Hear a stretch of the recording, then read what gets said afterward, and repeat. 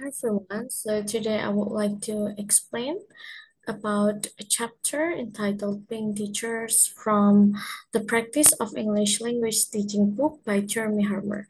So let's get started. The first about qualities of a good teacher. Rapport, according to the Longman Dictionary of Contemporary English, is the friendly agreement and understanding between people. In teaching terms, this definition works well, but perhaps there is something more to. When teachers establish good rapport in a classroom, the level of respect, humor, and safety is almost palpable. And though it is difficult to describe exactly what is going on, even a casual observer of a class where there is good teacher, student rapport would agree that there is something special about the relationship between the people in the room. In classes with good rapport, anything is possible because the students think their teacher is a good teacher. They trust the teacher to be even-handed, and they know that they will be listened to with interest. And rapport is vulnerable. Of course, to moments when the students behave badly and the way we react to incidents like that will determine whether the rapport we have established can survive. And roles that teachers play. We are called upon to assume a number of different roles in the classroom, depending on what we hope our students will achieve and also on what they actually do. First is controller. Sometimes we are taking the role or register, giving the students information or telling them what to do next. We act as a controller. This is the typical role of the transmission teacher, what we called at the beginning of the chapter, the sage on the stage. And then second is monitor and evidence gather. When our students are involved in a communicative task, we will want to keep an eye on what is happening. Partly, this is to make sure that students are doing what they are supposed to be doing. And if they are not, we can refocus their attention to keep them on task. But it is also so we can gather information about what they are saying. And then prompter and editor. Some of the time, teachers act as prompters, encouraging students to keep going and suggesting what they can do next. At other times, we seem to take on the role of editor, suggesting changes to student writing or the presentation they are preparing. Now, resource and tutor. When they are not sure about to say or writing something, students can use us as a resource, asking for information or guidance. And if we are lucky and have the time, we can act as tutors to individuals in the class, helping them while perhaps the rest of the class is involved in a group work task or individual writing. And then organizer or task setter. One of our most important tasks is that of organizer or task setter. This is where we do our best first to engage students with the task and then to explain clearly what we would like to do them to do. It is important to give instructions clearly, step by step, and where appropriate, it makes sense to demonstrate the activity student or to make clear what everyone has to do. And then talking to students. Teachers speak to their students in a number of different ways and for a number of different reasons. First, providing comprehensible input. It is vital for triggering language acquisition and in a similar way to that in which parents talk to their children is subconsciously rotund by experienced teachers so that the students can understand what is being said to them, even if they themselves couldn't produce the same language. And then conversing with students, one of the claims of approach such as teaching unplugged is that students learn most effectively in dialogue with others, especially the teachers. When teachers are involved in this dialogue, the students should be getting the best kind of language exposure possible in their situation. And then modeling language. Modeling language is a skill that is an important part of a teacher's repertoire.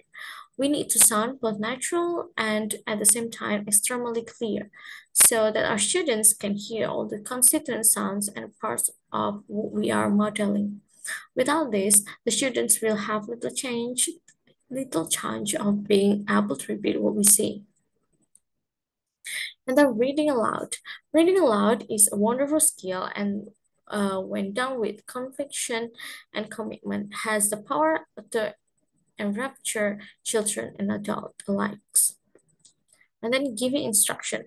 When teachers set up activities or tasks, they have to tell the students how the activity works and what they have to do.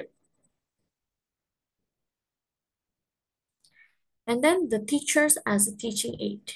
Teachers can act as teaching aids, and there are two main ways of doing this. Using meme, we can act out almost any words, action, and feeling we want our student to understand. We can, for example, show that boredom means by shrugging our shoulders. We can meme opening a window or opening the lid of jar using expression, although facial expression are both personal and to some extent culturally influenced. Nevertheless, we can use facial expressions to show being sad or being afraid, or in a more teacherly pose to show that we are unsure what a student means.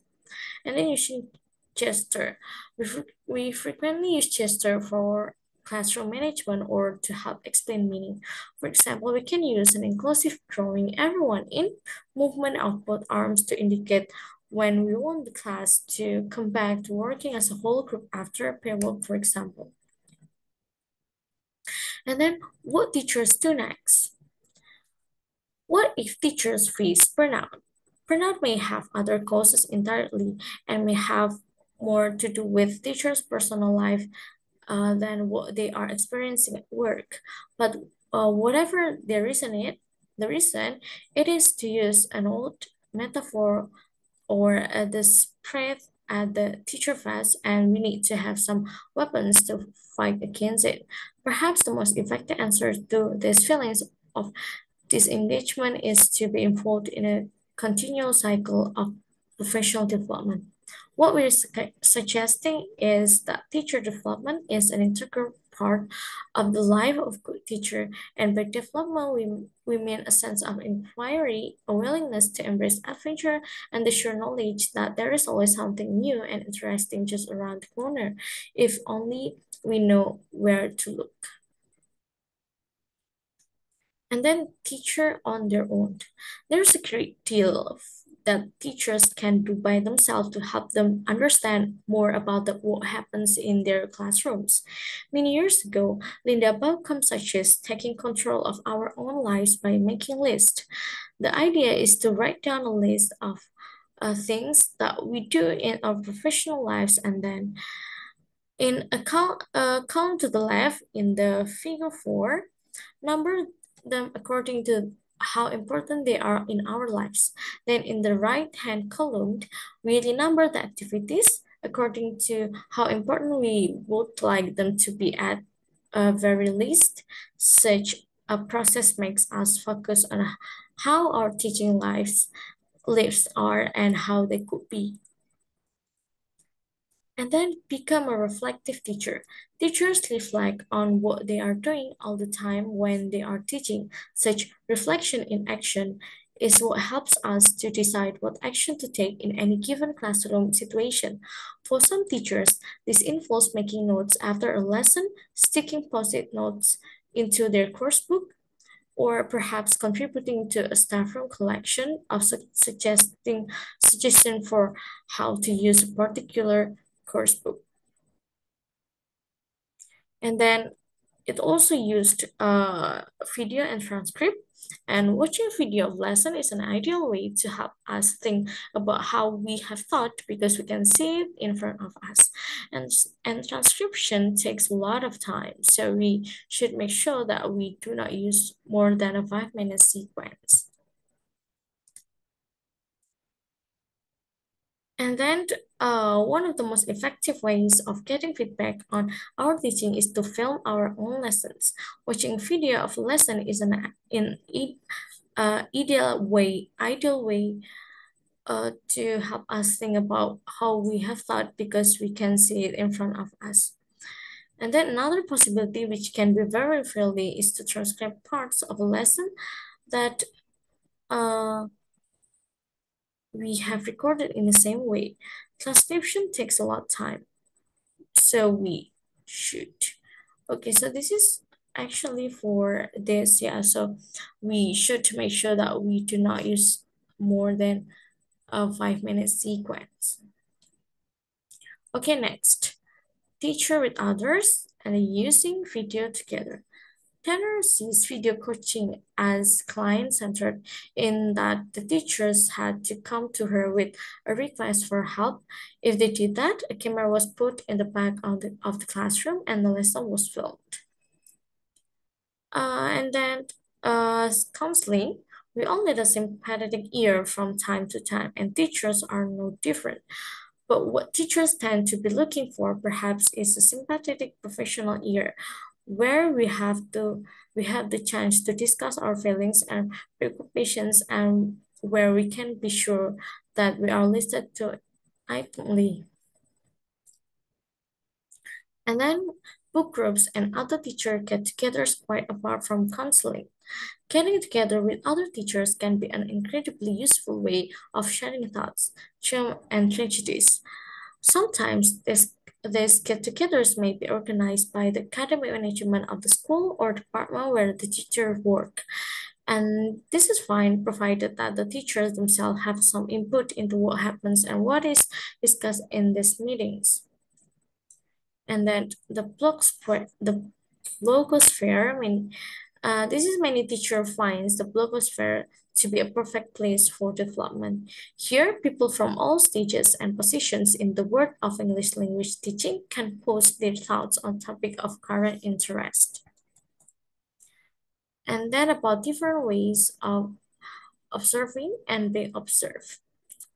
Before and after where possible, teachers need to feel comfortable enough to invite observers into their classrooms, especially where they could do with some advice about teaching a new level or about dealing with a difficult classroom dynamic.